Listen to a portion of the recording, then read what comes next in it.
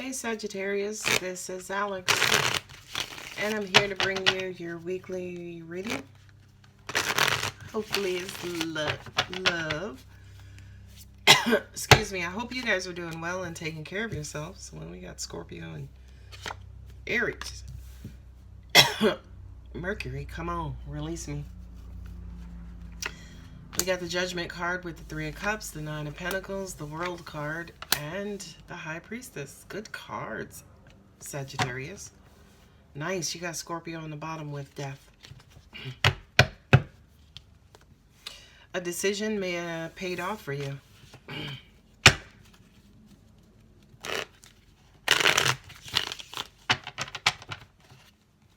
I feel like for a lot of you, you decided to... You changed, you know that saying, change your mind and change your world? I feel like that's what happened for you, Sag. Yeah, look at the World card came up again with the Judgment card. Yeah, there was a deep-rooted decision that was made in you, Sagittarius. And I feel like it was putting yourself first. With this Scorpio card, the Death card, that basically says there was some sort of transformation that was long overdue. Here go the swords. You're in your head. Yeah, you're in your head. Pentacles, good. And then the card at the bottom. King of Cups. Nice.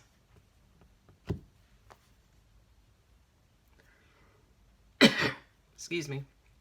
So you made a decision about your life, right? You made a life-changing decision, or a life-changing decision was made for you.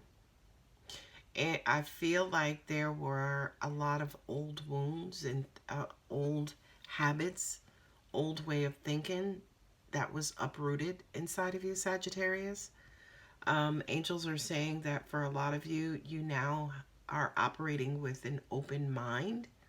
Whereas maybe before, yeah, you were judgmental and stuck and, you know, not necessarily open to positive things happen. Maybe you were one of those people who defaulted to the negativity because that's what you were trying to prepare yourself for, not necessarily realizing that defaulting to the negative was actually bringing negative situations into your life, right? So I feel like for a lot of you, yeah, that exactly was your revelation that, you know what, I need to change the way that I think because my thinking is part of my problems, or it's causing me problems, right? So you just kind of went for it. You went headfirst into happiness. You know, for a lot of you, I feel like you know, all work and no play. It was almost like you invested in your happiness. You're invested in your playfulness. You got out, you know, and I know we're still in a pandemic, but it was almost like you allowed certain people to get close to you. You might have reignited friendships and rekindled, you know, long-term or long relationships, you know, school buddies or people you were in the military with, or I just kind of felt like you dug deep into your heart's desire and you just went for it, Sagittarius. And by the way, it paid off. It absolutely paid off, right? I kind of feel like with whatever this decision was, you got to see the value in people, and especially the value in yourself. You know, value in yourself. Not only that, but it made you incredibly protective over what you allow in, right? What you allow in and what information you allow in. This is the chitter chatter. This is the, you know, oh, look at him. He got a new car. He got a new house, right? It was almost like the more you started to become happy and successful, the more certain people might have talked about you, because the purpose of negative energy is to bring you down. So I do kind of feel like, yeah, the more you started to gain value and seek value, somebody came in to, you know, that might have been just getting in your business, finding out what you're doing, what you're up to. But with the Nine of Swords here, it was almost like they were coming in to infiltrate, you know, coming in to just burst your bubble real quick. to put you back inside of your head so they had more or greater access to you. But I feel like Sagittarius, you were 2 steps, 5 steps, 9 steps ahead of them. It's like, no, we've been here before. You've done this to me before, you know? And not only have you done it to me before, but you were very successful at it. What I'm also getting is this might have been the source. This Page of Swords right here might have been the source of your mental anguish. They might have been the source of your mental anguish. This one little page, right? And you kind of flipped the script. It was like, wait a minute. You looked at the big picture, and it was almost like you analyzed the situation. You got down to the core, right? It could have been a dark night of the soul because you see all those swords are there in black. You could have had a dark night of the swords and you kind of had this tower moment where you had to kind of break down the structure to get down to who was the actual culprit. And when everything is going right, then, you know, something kind of pops out and it knocks me on my behind, right? So somebody coming in, infecting my mind and infecting my thoughts that had me in my head and bringing myself down and delaying my progress. But again, you figured it out. You looked at the big picture. You took your time, right? And now you know deep down inside, because I do kind of feel like this information that was revealed to you, now we've taken this Page of Swords, we kind of kicked him to the curb. Now you know what and whom to bring back in to your energy field to contribute to the way that you feel about yourself. So it was almost like there was a mismatch here, right? There were people in your life who didn't contribute but yet took away from it.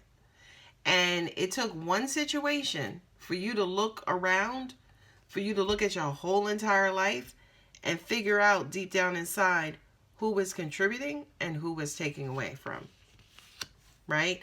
What's crazy and what I'm hearing too, especially with this card, the High Priestess, this person kind of went undetected for a long time. You know what I mean? This could have been somebody who pretended to be a friend, could have been a cousin, could have been another family member who was there, but at the end of the day, I just kind of feel like they were feeding you negative information, right? They were kind of quote unquote bringing you down, Debbie Downer, Doug Downer, you know, Tim Downer, whomever it is. But you figured it out and you've transformed this person. It could have been, yeah, right? Because here's the transformation card, the death card. Look, and there's the tower. I said you had a tower moment. There's a card of Scorpio too. So you went from the caterpillar to the butterfly, or your person went from the caterpillar to the butterfly, right? Maybe you threatened to kick them out of your life if they don't get their stuff together. They went from the caterpillar to the butterfly and they showed up. And now you can see the beauty in this person, and this person, angels are saying they did not transform into the King of Cups. They cleared away and cleared that negative, stupid energy so that Sag now has access to the King of Cups. But that access to the King of Cups also means the King of Cups within themselves, right? Because that's a part of the transformation too, right? That whole thing about clearing away energy and healing. You know, that dark night of the soul is something pretty fierce, okay? You clear away all of the cobwebs and everything that's old and crusty and musted up that's keeping you from true happiness. And I believe either you or your person had that happen, and now that all of that debris is cleared away, they have transformed so that there is more love and loving support in your life, Sagittarius, right? Even if this is this other person transforming, it still benefits you because now they're a greater asset to you, right, than a liability, you know? So amazing reading, Sag. Now let's see what what the romance angels has for you, Sag.